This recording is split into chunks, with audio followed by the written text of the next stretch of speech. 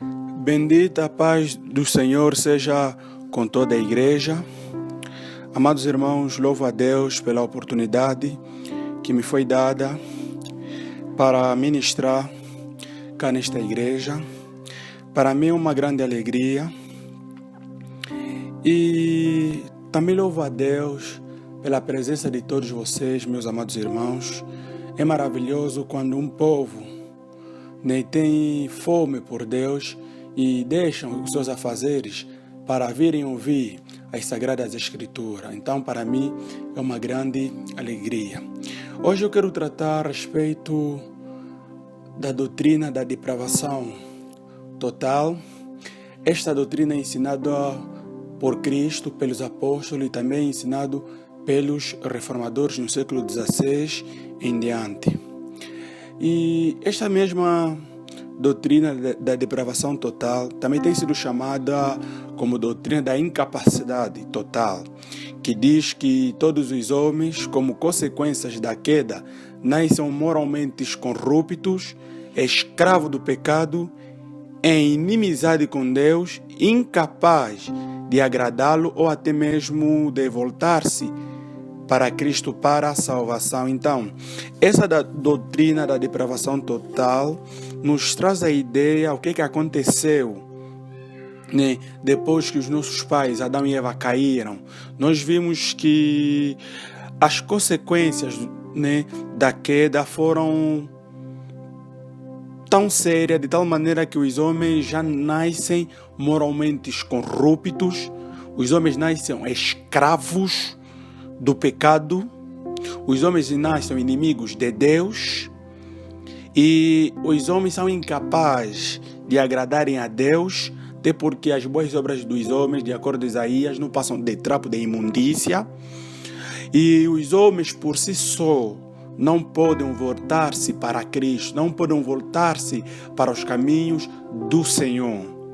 Então, esta doutrina basicamente tem sido definida desta maneira. Então, hoje nós vamos procurar entender e responder algumas objeções feitas por muitas pessoas no tocante a esta mesma doutrina.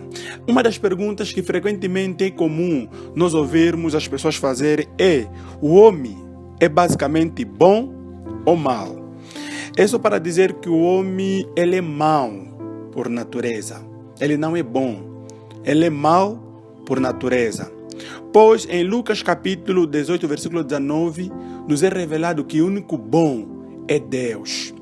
Isso traz a ideia que todos os seres humanos, eu, você, todos nós que aqui estamos, somos maus por naturezas. E não só. Romanos capítulo 5, versículo 12, ele vem dizendo: portanto, assim como por um só homem entrou o pecado no mundo, e pelo pecado a morte, assim também a morte passou a todos os homens, porque todos pecaram. No versículo 19 diz assim a Sagrada Escritura: porque como pela desobediência de um só homem, muitos se tornaram pecadores, assim também por meio da obediência de um só homem, muitos se tornarão justos. Então aqui a ideia de Paulo nos remeter que é por causa de Adão, é por causa de um só homem, neste caso o casal, que o pecado entrou no mundo. O pecado só entrou no mundo, queridos irmãos, quando este casal se rebelou, quando este casal não submeteu nas ordens do Senhor. Então, quando eles desobedeceram, ali o pecado entrou no mundo, ali a morte entrou no mundo, e de tal maneira que a morte passou para todos os homens, já que outrora Adão e a Eva não poderiam morrer, só que depois que eles pecaram, a morte entrou no mundo. Significa que eles deixaram de serem imortal. Então, por causa da queda, eles agora seriam uma pessoa mortal, que poderiam morrer. Tudo por quê? Por causa da desobediência, porque eles pecaram contra o Senhor. De tal maneira que até no versículo 19 ele diz: porque como pela desobediência de um só homem, muitos se tornaram pecadores. Ou seja, a raça humana se tornou pecadora, se tornou moralmente corrupta, se tornou escrava do pecado, tornou-se inimiga de Deus, conforme encontramos em Efésios capítulo 2, versículo 1. A raça humana se tornou incapaz de agradar ao Senhor, a raça humana se tornou incapaz de voltar-se para Cristo por seus próprios méritos, por causa da desobediência de um só homem, neste caso, Adão. E talvez alguém poderia perguntar: irmão Batista, será que são todos os homens ou apenas alguns homens é que são maus, outros são bons? Será que é mesmo todos os homens? A resposta para esta indagação está no capítulo 3 do mesmo livro de Romanos, versículo 9. Diz assim, versículo 9 a 12. Que se concluiu? Temos nós qualquer vantagem? Não, de forma alguma. Pois já temos demonstrado que tanto os judeus como os gregos estão debaixo do pecado. Então aqui Paulo, ele vai mostrar a condição de todos os seres humanos, vai mostrar que todos os homens estão na mesma condição de pecadores. Por isso ele diz que aqui, por isso que ele vem dizendo que tanto os judeus como o grego estão debaixo do pecado, como está escrito, que não há um justo nenhum sequer. Ou seja, não há um justo sequer. Todos os homens são injustos. Todos os homens são pecadores. Ele vem dizendo, não há quem entenda. Ou seja, a depravação total levou os homens nesse extremo, deles não entenderem nada das coisas do Senhor, porque as coisas do Senhor lhe parecem loucura. Ele vem falando que não há quem entenda, isso já no versículo 11, não há quem busque a Deus. Os irmãos conseguem entender? Quando o pecado entrou, aconteceu essas coisas que nós estamos a descrever. Não há quem entenda, não há quem busque a Deus, não há quem busque a Deus, não existe ninguém que busque a Deus por suas próprias forças, não existe. Todos se extraviaram, a uma se fizeram inúteis, não há quem faça o bem, não há nenhum sequer. A garganta deles é um sepulcro aberto, com a língua urde engano, veneno de víbora está nos seus lábios. Então, aqui Paulo vem nos mostrar que todos os homens estão na condição de pecadores, que todos os homens, depois da queda, eles se tornaram moralmente depravados, de tal maneira que eles não entendem as coisas do Senhor, lhe parecem loucura, de tal maneira que eles não buscam ao Senhor, conforme a Escritura diz que não há ninguém que busque ao Senhor. Vem mostrando que todos eles se extraviaram, se fizeram inúteis. Todos os homens, depois da queda, se tornaram inúteis. Não há quem faça o bem. Então, a ideia é que todos os homens, sem exceção de ninguém, todos são pecadores. Todos são pecadores. É isso que as Escrituras vêm mostrando, irmãos. Até o próprio Cristo, ele vem mostrando algo muito importante em Marcos, no seu capítulo 7. Marcos, capítulo 7. No seu versículo 21 a 23. Porque algumas pessoas às vezes perguntam: as pessoas no fundo são bons ou são boas? As pessoas no fundo são boas? A resposta é não. As pessoas no fundo não são boas. Eu vou provar para vocês que as pessoas não são boas. Eu vou provar para você que você não é bom. Eu vou provar para você que todos nós aqui não somos bons. Marcos capítulo 7, versículo 21 a 23 diz assim: porque dentro do coração dos homens é que procede os maus desígnios, a prostituição, os furtos, nesse caso os roubos, os homicídios, os adúlteros, a avareza, as malícias, o dolo, a lascívia, a inveja, a blasfêmia, a soberba, a loucura. Ora, todos esses males vêm dentro e contaminam o homem. Então as pessoas no fundo não são boas. Você no fundo não é bom. Então não se gabe pensando por uma vez fazeres um bem numa pessoa significa que você é bom, porque vem mostrando que dentro do coração dos homens procede todas essas coisas. Dentro do coração dos homens procede todos esses desígnios, prostituição. Então, basicamente, o homem não é bom. O homem, as pessoas, no fundo, não são boas. Então, a depravação total vem trazer esta ideia. Então, isto significa dizer, queridos irmãos, que os homens são totalmente depravados? Talvez alguém pode questionar. Será que os homens são totalmente depravados? E cada faculdade da pessoa é corrompida? Eu quero que talvez alguns irmãos estão a se questionar desta maneira. As Escrituras vão nos responder esta indagação. Mas, queridos irmãos, nós precisamos entender que existem dois grupos que tentam explicar essa doutrina de maneiras diferentes. Os irmãos conhecem do grupo conhecido como arminianos. Este grupo vem trazer a ideia que não existe depravação total. Para eles é depravação parcial. Para eles o homem não é total, ele é um pouquinho mal. Ele é um pouquinho mal, ele não é total, ele é um pouquinho.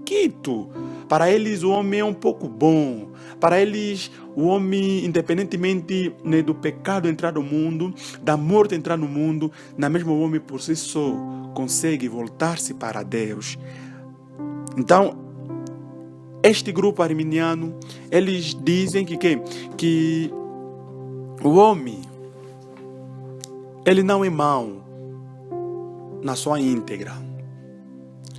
Eles acreditam que o homem, ele também é um pouco bom. Então, esta cosmovisão é defendida pelos arminianos. Tudo isso nós havíamos já explicado, como havíamos falado um pouco da historicidade, né, da historicidade de Agostinho e Pelágio. Nós falamos sobre esses dois homens e nós explicamos como é que as coisas começaram. Então, é só para dizer que a depravação parcial, ela não é bíblica e não é verdadeira. Até porque dizer que os homens não ele é tão mau como tal é descartar a própria Escritura, porque a Escritura vem nos mostrando que os homens são maus por natureza. A Escritura vem nos mostrando que os homens são moralmente corruptos. A Escritura vem nos mostrando que a nossa vontade está escravizada pelo pecado. De tal maneira que Cristo diz que ninguém pode vir a mim se o Pai que me enviou não o trouxer. Então ninguém, ele não está falando alguns, está falando ninguém. Então ninguém tem autonomia de se achegar perante a Deus por si só. Ninguém.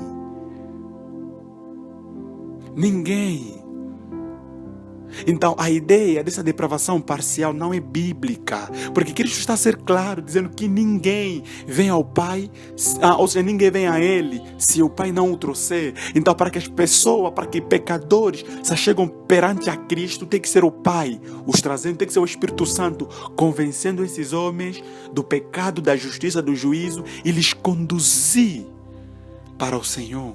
Caso contrário, esses homens não vão ir buscar ao Senhor. É isso que Romanos disse, que não há ninguém que busque. Não há ninguém que entenda.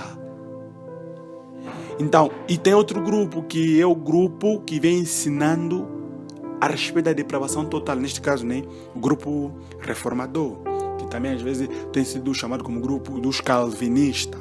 Este é o grupo que todos nós que aqui está, esta igreja, nós acreditamos na depravação total. Nós acreditamos que este ensinamento da depravação total não foi inventado pelos reformadores. Pelo contrário, foram ensinamentos ensinados por Cristo, pelos apóstolos e pelos reformadores. E nós precisamos também ensinar. Então, a nossa questão era que, será que os homens são totalmente depravados? Será que cada faculdade da pessoa é corrompida? A resposta é sim. Por exemplo, Jeremias capítulo 17, versículo 9, vem dizendo que enganoso é o coração mais que de todas as coisas. Significa que o coração do homem é enganoso. O coração do homem é perverso. O coração do homem se contaminou. Então a depravação total nos traz essa ideia que o nosso coração é enganoso. Quantas pessoas podem estar aqui e estão a pensar que são salvos, mas que enquanto eles não são. Mas o que está a levar essas pessoas a pensar que são salvos? É porque seus corações está os a enganar. Então o coração do homem é enganoso. E não só. A própria Escritura ainda vem nos mostrando, queridos irmãos, que a mente do homem é corrupta. A mente do homem é corrupta. Vejamos Titos. Titos capítulo 1, versículo 15 a 16. Titos capítulo 1, versículo 15 a 16. Diz a Sagrada Escritura: todas as coisas são puras para os puros. Todavia para os impuros e descrentes nada é puro. Porquanto tanto a mente como a consciência deles estão corrompidas. Os irmãos conseguem entender? Estão corrompidas. No tocante a Deus, eles professam conhecê-lo, entretanto o negam por suas obras, por isso que são abomináveis, desobedientes e reprovados para toda boa obra. Aí está a resposta para as pessoas que tentam duvidar desta doutrina. A mente do homem é corrupta. Deus está nos revelando isso, porque está dizendo todas as coisas são puras para os puros, todavia para os impuros, para os descrentes, para aqueles que não estão no Senhor, para todos os homens antes da queda, depois da queda nada é puro, porque tanto a mente como a consciência deles estão corrompidas. Nós precisamos entender a respeito disso. É isso, queridos irmãos. A mente e a consciência estão corrompidas. O raciocínio, significa que o raciocínio e os pensamentos dos não redimidos e o seu senso de certo e errado são falsamente defeituosos. Então é isso que nós precisamos entender, queridos irmãos. E não só. Os homens também, eles, depois da queda, adquiriram um coração maligno. Vamos provar isto biblicamente. Eclesiastes capítulo 9. Eclesiastes capítulo 9, versículo 3, diz as Sagradas Escrituras: este é o mal que há em tudo, quanto se faz debaixo do sol. A todos sucede o mesmo. Também o coração dos homens, isso significa o teu coração, o meu coração, o coração de todos os homens, está cheio de malícia ou de maldade. Nele há desvários enquanto vivem, depois rumo aos mortos. Mas vejamos só essa expressão: também o coração do homem está cheio de maldade. Então, essa expressão, que o coração do homem está cheio de maldade, se assemelha com o texto que nós lemos em Marcos 7, que é do coração do homem que procede de quê? Todos os desígnios maus, prostituição, para mostrar que tudo aquilo, prostituição, falsidade, lascívia, pornografia, tudo reside no coração do homem, está cheio, está dentro do coração do homem. Por este motivo, o coração do homem tornou-se, depois da queda, maligno.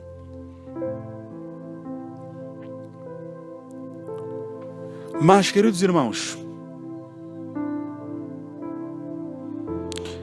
ainda em Provérbios, no seu capítulo 28, versículo 26, Salomão, ele dá um conselho, dizendo: o que confia no seu próprio coração é insensato, mas o que anda em sabedoria será salvo. O que confia. Por que nós não podemos confiar nos nossos corações? Porque os nossos corações são enganosos. Nós não devemos confiar nos nossos corações porque é um coração perverso. Você não pode confiar no teu coração porque o teu coração é enganoso. Conforme Jeremias diz que é enganoso é o coração do homem mais que de todas as coisas. Aí está a resposta para esta pergunta. Os homens são totalmente depravados? Sim, são totalmente depravados. E cada faculdade da pessoa é corrompida? Sim, Cada faculdade do homem é corrompida, aliás.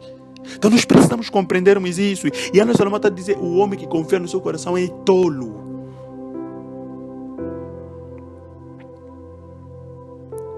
Alguém pode perguntar, irmão Batista, então isso quer dizer que o homem é escravo? Ou então o homem é livre? Irmãos, se nós começamos a detalhar que todos os homens, sem exceção de ninguém, todos são depravados, todos são pecadores, então isso também nos remete a dizer que o homem é escravo. O homem não é livre, o homem é escravo. Por exemplo, em João 8,34, ele diz que aquele que peca é escravo do pecado. Todos os homens, depois da queda, tornaram-se escravo do pecado, escravo do diabo. Significa que eles têm mais facilidade em fazer o mal.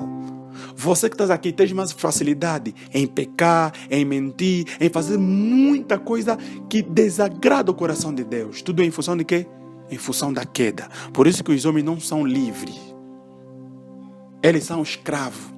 Aí também vem nos trazer a ideia que este ensinamento de que o homem tem livre-arbítrio para escolher, isso é mentira. O homem, na condição que se encontra, ele não tem nenhum livre-arbítrio. Ele não escolhe nada, ele não é livre. Mas ele é escravo do diabo. Ele submete-se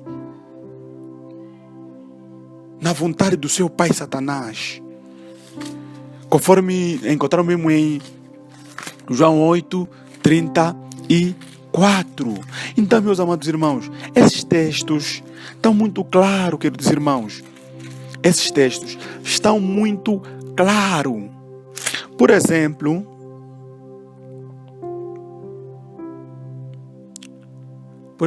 queridos irmãos, se os irmãos lerem em 2 de Pedro, capítulo 2, versículo 19, ele diz: pretendendo-lhes liberdade, quando eles mesmos são escravos da corrupção. Pois aquele que é vencido fica escravo ao vencedor. Irmãos, para vocês que sustentam o livre-arbítrio, ela que está a dizer, quando eles mesmos são escravos da corrupção, pois aquele que é vencido fica escravo do vencedor. Muitos de vocês são escravos da pornografia. Muitos de vocês estão aqui descrentes, vocês são escravos da pornografia, da masturbação. Muitos senhores que estão aqui são adúlteros, são escravos disto. Então, automaticamente, você torna-se escravo de quem? Do vencedor. Quem é o vencedor nesse caso? É o diabo. Então, você é escravo do diabo. Então, ali, não há nenhum livre-arbítrio seu. Pelo contrário, você é um escravo. Então, a depravação total vem ensinando isso, vem trazer a ideia. Porque se o homem não tiver o pleno conhecimento, quem ele é na sua íntegra, não saber que ele é corrupto, ele não vai ter necessidade de se voltar para Deus. Ele vai pensar que está tudo bem, está tudo resolvido. Então, o homem é mau por natureza. O homem é mau, queridos irmãos. E eu quero dizer que esta depravação total resultou em nós uma ruína total, queridos irmãos. É ruína total mesmo. Conforme está em Romanos capítulo 7, versículo 18, onde Paulo vem dizendo da seguinte maneira: porque eu sei que em mim, isto é, na minha carne, não habita bem nenhum, pois o querer o bem está em mim, e não, porém, o efetuá-lo. Então, se os irmãos dizerem que nós temos livre-arbítrio, talvez o teu livre-arbítrio será um livre-arbítrio de falácia. Eu tenho livre-arbítrio. Isso sim, você pode falar, é muito normal. Eu sei que inúmeras vezes que eu já debati, que eu participei em um debate com certos arminianos, a ideia é que eles têm livre-arbítrio. Eu disse que o vosso livre-arbítrio se resume nisso. Talvez é só na boca. Na boca, sim, tem o livre-arbítrio. Só na boca, isso sim. Mas você consegue notar, queridos irmãos, que na prática, parece que as coisas mudam. Por isso que Paulo está dizendo, queridos irmãos, porque eu sei que em mim, isto é, na minha carne, não habita bem nenhum. Não existe, não habita bem nenhum. Significa que se não habita o bem, é porque habita o mal. Esta é a essência dos homens. Se não habita o bem, é porque habita o mal. Pois o querer está em mim e não o efetuar. O querer fazer o bem está nele. Ele quer fazer o bem, mas ele não consegue efetuar. Talvez o teu livre-arbítrio está ali. Você queres não mentir, mas você mentes.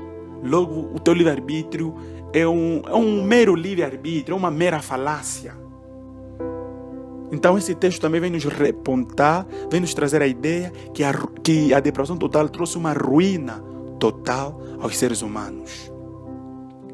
Por exemplo, em Isaías, quando ele vem descrevendo a respeito desta questão, Isaías ele traz uma figura muito aterrorizante. Ele diz assim, Isaías capítulo 1, versículo 5 e 6. Porque, a vez de ainda ser ferido, visto que continuais em rebeldia, ele aí estava falando da pecaminosidade da nação.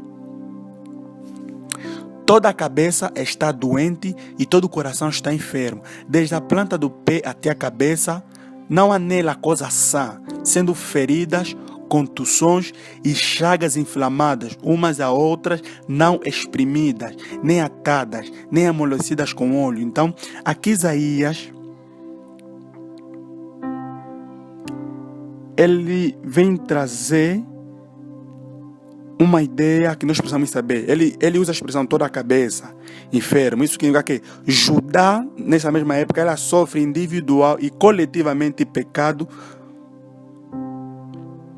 Ou seja, quando vamos olhar para aqui a partir do versículo 21, né? Aqui vamos encontrar de Judá, o povo de Judá. Então, Isaías vem trazendo um homem que está completamente estragado, que da planta dos pés até a cabeça, ele está podre.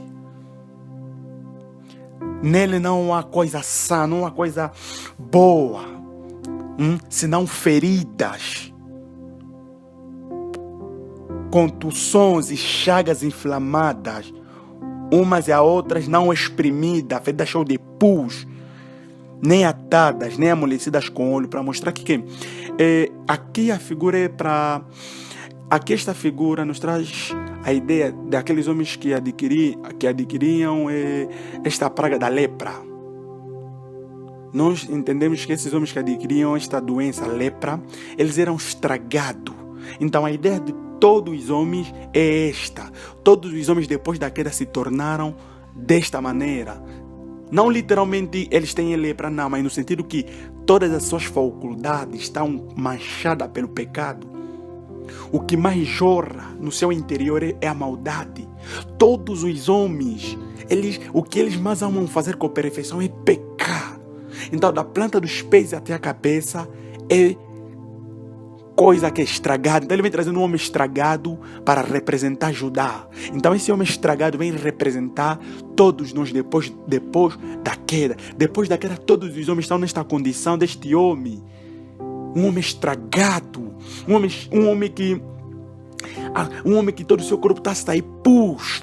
Imagina, meus irmãos, neste momento aqui, né, nós olharmos atrás, alguém abrir a porta e essa pessoa está podre, da planta dos pés até a cabeça, está cheio de ferida, pus, feridas estão abertas, tudo isso. Creio que todos nós sairemos daqui a correr, todos nós aqui poderemos tapar o nariz, porque nós não iríamos suportar aquele cheiro, nós não iríamos suportar ver aquela pessoa. Então, da mesma maneira, todos os seres humanos, eles se tornaram assim, tornaram-se insuportáveis diante de Deus.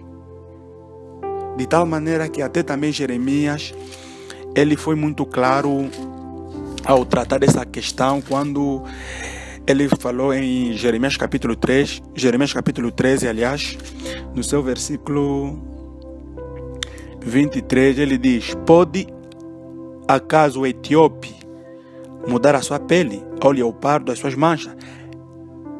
Ele faz uma pergunta: então podereis fazer o bem estando acostumado a fazer o mal? Ou seja, não existe O etíope nunca poderá, não conseguirá mudar a sua pele, nem o leopardo poderá mudar as suas manchas. Quanto mais o homem que está acostumado a fazer o mal. Quanto mais você, quanto mais todos nós que aqui estamos, que estamos mais acostumados a fazer o mal. Então, queridos irmãos, a depravação total é um ensinamento bíblico. Todos nós, sem exceção de ninguém, somos pecadores por natureza. Estamos debaixo da ira de Deus. Então, para que nós não possamos ir para o inferno, então nós precisamos confiar em Cristo. Precisamos olhar pela fé no Filho de Deus. Precisamos saber que o homem só pode ser salvo mediante a pessoa de Cristo. Então, para você que és um descrente, que ainda estás morto nos seus delitos e pecado, você precisa confiar em Cristo. Você precisa confiar no Cordeiro de Deus que tira o pecado no mundo. Você precisa confiar no unigênito do Pai. E para você crente que já foste retirado deste império das trevas e foste transportado para o reino do Filho amado do Senhor Deus, que nesse caso Jesus Cristo, você que é crente, que agora és vivificado, continua a confiar em Deus. Continua a buscar a pessoa de Deus. Por isso que nós precisamos pregar a respeito da depravação do homem, para o homem ver que por isso não pode ser salvo.